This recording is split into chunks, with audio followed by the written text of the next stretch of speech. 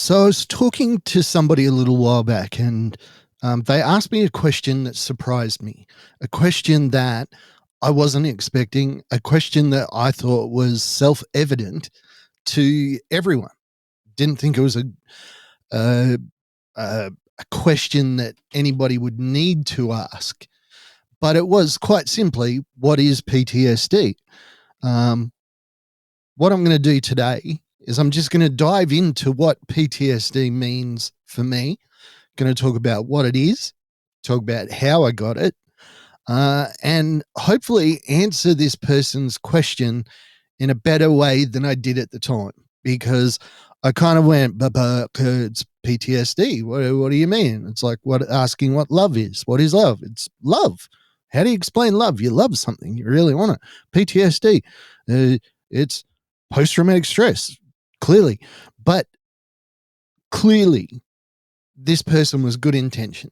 They weren't unintelligent. They just quite literally didn't understand. So I thought that's why I'll do this one today. Hey, like, share, subscribe, all that sort of good gear. Don't forget you can buy a t-shirt, markmyshirts.com. Let's dive in and see what happens. Welcome to Mark My Words. Mark My Words is the story of my journey from a place where I was shattered to where I could live again. Okie dokie. So the question is, what is PTSD? Post-traumatic stress disorder. Seems self-evident, but it's the kind of thing that whenever you're in a particular culture, you're saying an acronym all the time, you know what it is and you assume that everybody else does, but that's not the case. So what is PTSD, post-traumatic stress disorder? It's kind of tied up in the name. After you go through a traumatic incident, it is the stress that has damaged you in some way.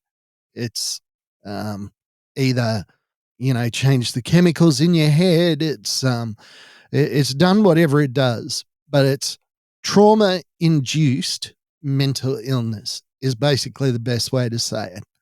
So before I had complex PTSD, I had symptoms of PTSD, and a doctor once said to me, you probably had PTSD 3-4 years before you ever found out that you actually had it, because you were living with the symptoms, but you were just dealing with them. You weren't addressing them, and that just made it a million times worse.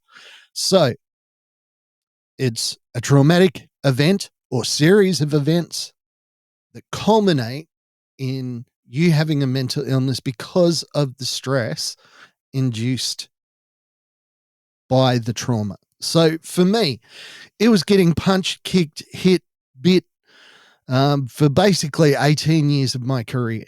I worked in one job for a little while, a couple of years where it was none of that. But for the rest of the time, I was working with violent people and I was helping them address their violent behaviors, helping them find better ways to deal with their violent behaviors rather than be violent.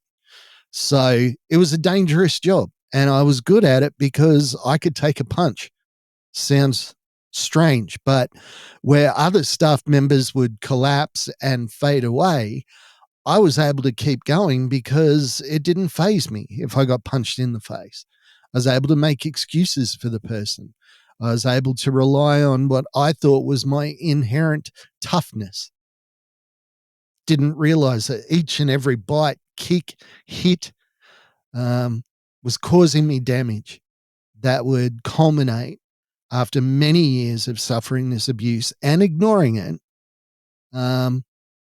in my diagnosis of complex PTSD. Now, a big thing in my diagnosis is I ignored it for a couple of years. I didn't even think that I should get a diagnosis. Whatever it was in my makeup, my genetic makeup, just said, be a man, deal with it, get over it.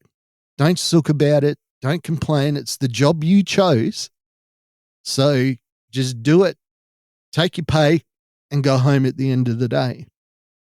Not realizing that by not talking about it ever. And I'm not talking about like, sitting down with a psychiatrist or something like that, a counselor. I'm talking about I never talked about it to anybody. You know, my wife would come home, she'd see a bruise on my face. What happened? "Oh, I got punched in the face." "You want to talk about it?" I was at home then. I didn't want to talk about what happened at work. I didn't want to talk about the fact that somebody that I liked very much, a client that I was working with, decided that today was the day that I needed a punch in the face. We never talked about that stuff. Well, I certainly didn't. And I also didn't talk about it to my colleagues because of a couple of very, very simple reasons. I didn't drink, so I never went out after work for drinks. I mean, when you do shift work, it's not really an option anyway because you're always finishing at different times. I didn't drink tea or coffee. So when a staff member would show up in the morning, go outside for a coffee and smoke, if there was a couple of them, that's when they do a bit of a debrief. "How you feeling, man? What's going on?" "Oh, I don't know." And I was always jealous of those people for those conversations, but not for the reason that we're thinking of now for my mental health, but just the fact that they had this camaraderie. People would bring me a cup of coffee out of the generousness of their heart. And I would have to say, "Look, I really appreciate it, but I can't stand the taste of coffee. I can't even pretend to like it for your benefit because it's so yucky to me. It's like swallowing a mouthful of mud or something." So these systems that I had accidentally put in place made it so that I was never talking about what was going on. And if I ever talked about a situation or a story, I would make a joke out of it. "Haha, this was funny today." There's so many memories that I have that are snapshots.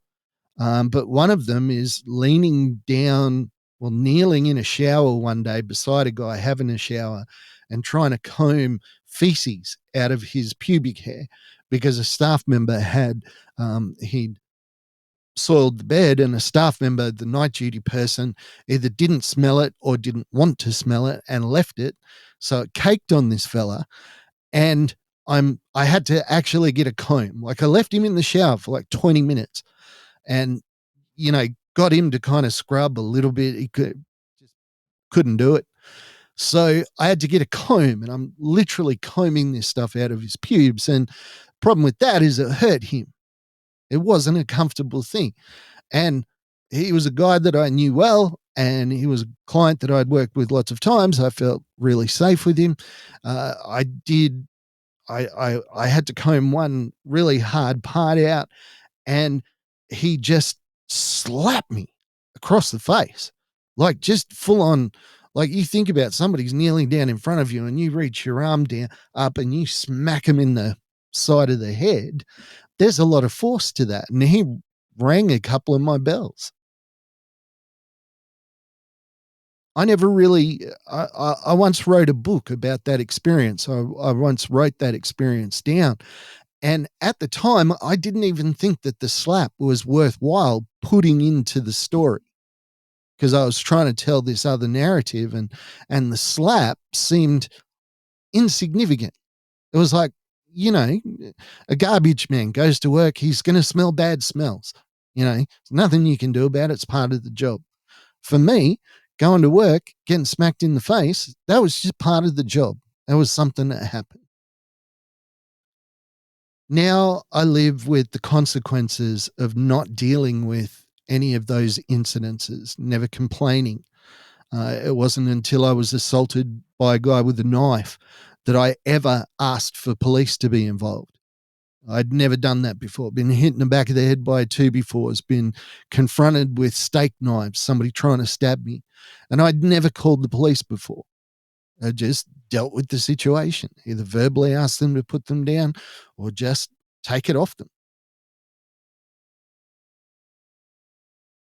It was in this atmosphere that I was living in this pain, not even recognizing it as pain, not recognizing it as an injury.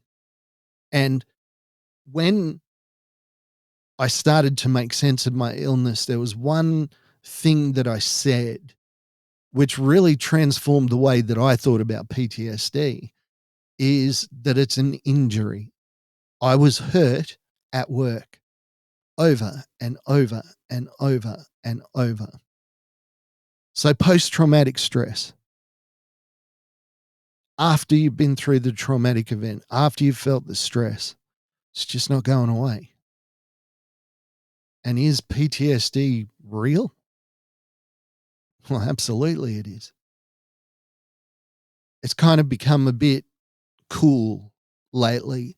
You know, I watched this TV show and it gave me PTSD. It's like, it makes me sick when people say stuff like that. The same way that I heard somebody that said, you know, I hate it when people go, oh, my desk is very neat because I'm a little bit OCD.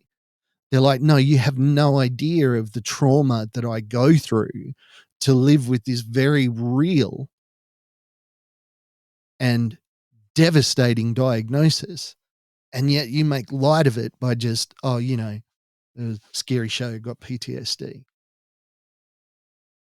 What is PTSD? It is me living with the consequences of not dealing with my pain, my hurt, my anguish until it was too late. It was a number of assaults. That's why they call it complex. It's a complex diagnosis because I have a lot of things. You can look at my illness and say, oh, it's this acronym or it's that acronym. It's like, no, it's not. I have a whole range of symptoms which all culminate in a diagnosis of complex PTSD. I don't think this episode was going to work today. I honestly didn't. Anyways, I'm glad we did it. Like, share, subscribe, buy a t-shirt. Like my shirts. If you're like me, you live with PTSD, it's time to take our power back. I've made up some shirts. I find them funny. If you buy one, all the proceeds go back into the podcast to make improvements, to do stuff like that. It's not like I'm out there spending boatloads of cash. I'm not. As always, I appreciate your support and I really look forward to speaking to you next week. Bye for now. Thank you for listening to Mark My Words. I'd like to thank my producer, Meredith Brosnan, and also Torian, Kevin, and Lorraine. And I can't forget the band Adelaide, who allows us to use their song as our theme.